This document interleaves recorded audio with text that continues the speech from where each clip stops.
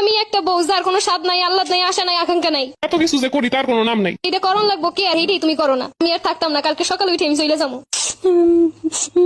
রাতেই বা সারা রাত কানবো। ও ওঠো, তোমার জন্য চা বানাই নিয়ে আসছি। আজব তো। কি গো, ওঠো, চা নাস্তা বানাইছি, খাবা না?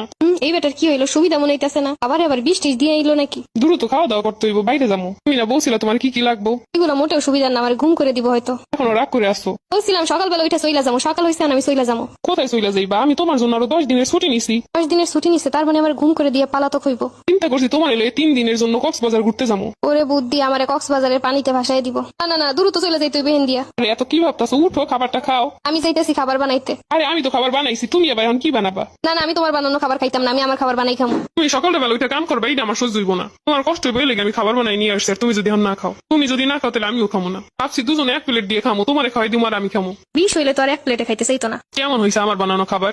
ভালো হইছে।